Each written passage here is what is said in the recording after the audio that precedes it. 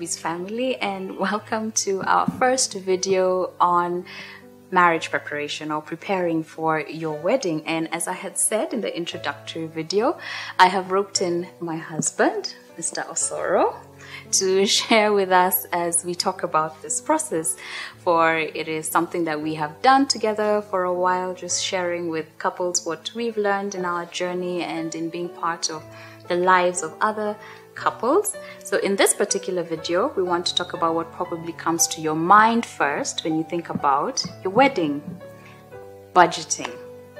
We'll talk about a whole myriad of other things, including how to set dates, visits to your in-laws and service providers, and the whole lot. But we will begin with budgeting. But first, Mr. Osoro, why in the world did you marry me? You were marriable. There were no other marriable women in the world. First of all, I want to send shouts out. Please do. It's the first time I'm on TV. Yeah, I was a boy in class 4 who used to think I cannot be on TV. Hi, John. Really? Yeah. Okay. And then I've not brushed my teeth. Has that affected? Yes. So clearly we are very different, as you can see. Yeah, she's different from me. That's why I married her. Others will be two people. And she speaks English. I won't promise to speak English continuously. And she's a very good wife. Yeah. Job 31 man and Proverbs 31 woman. Yes. Thank you. And I thank God so much for Mr. Osoro. He makes my life interesting. I'm the cool, calm, collected one. He's the not calm, cool, and collected one. But his wisdom has kept me, is part of the joy that we share. And we thank God for 6 years of marriage. Marriage is good. Whenever I say marriage is good, it's because I've experienced it in the 6 years. And he's a good man, a good husband, because he loves the Lord. I am sure my heart is safe with him. On the 7th day, God rested, so we are resting. Resting from marriage in the 7th year. Okay, we'll talk about that. Yeah. So, but anyway, let's talk to these people about budgeting. I can't see them, but it's okay. Yes. I believe you're behind somewhere there. So budgeting. Yes. About the wedding. Yes, budgeting for our wedding. Good. Yes. I think the main thing I've heard from young people who want to get married is, I don't have money, especially young men. I don't have money. Don't have money. But I've never found that. Most of my friends, maybe there are people who get married and they have everything in place. Most of my friends, we got married without having a bank account balance that says this is for the wedding. Yeah, so I think also it gives room for God to come in. I think one of the worst budgeters we can even find in the Bible is the guy who invited Jesus to a wedding and he didn't have enough wine.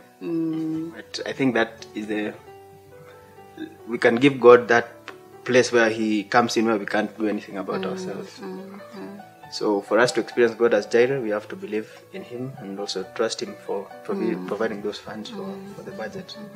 Yeah, but when you're talking about the whole thing, budgeting for a wedding, the best way we've come to realize is we think of it in terms of 3. Basically, the whole budget can be divided into 3 parts. The budget about the wedding. And in terms of priority, you think of life after the wedding. Those are the most important budgets before that time.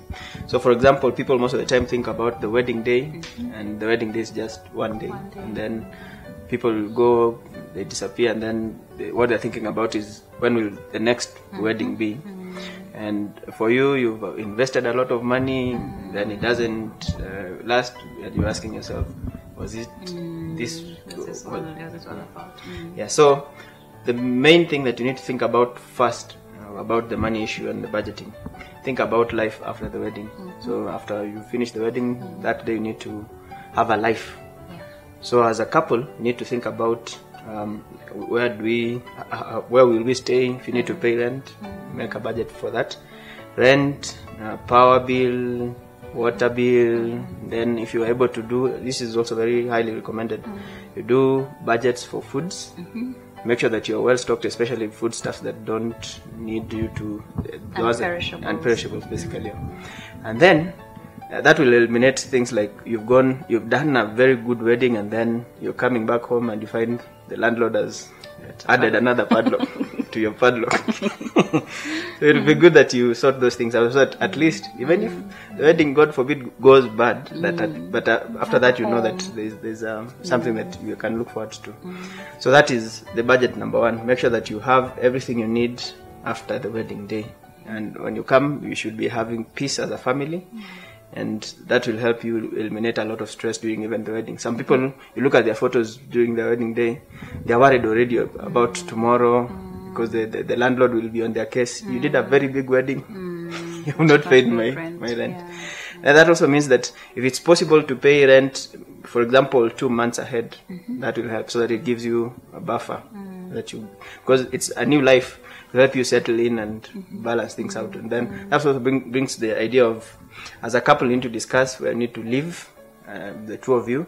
And like we normally tell couples, you can afford a 3-bedroom house, but for the first year, if you can afford 1 bedroom at most, it will be good, so that you eliminate, especially here in Africa, unnecessary visitations, the people who come to stay and sleep, because you need time to bond as a couple. You need time to work out your differences, because the first year is basically 2 totally different people who are trying to merge into one, and there will be a lot of friction and sandpapering each other until it becomes smooth. So that can happen if there are only 2 of you in the house. If there's a third party, then it short circuits the process.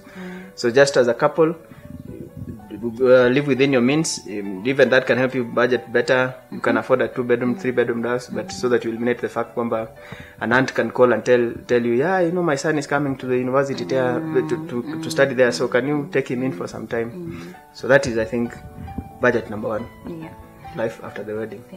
And just a quick mention that friction in this case is not necessarily bad. It's just that, like you said, you're 2 different people. You've grown up in 2 different worlds sometimes, and you're trying to come together and form and make your new family. So in that process, there will be times when, yes, conflicts arise, and you need the time to be able to work through those conflicts together without the interference of a third party. Because if my sister is around, I'll be trying to pretend, and in the process, that the time we would have needed to discuss or work through it passes, and then we miss out on a very important stage of our marriage, learning conflict resolution that will build us for the future, and just truly learning each other undisturbed.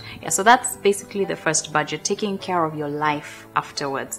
And like I said in the first video, people's lives are different, but we're taking the basic form for your average wedding, your average couple. So for you, maybe God has blessed you and you're able to afford living in your own house, for example, or all those things, but this is just the average couple, the common Kenyan, common mwananchi. So that's budget number one, life after the wedding.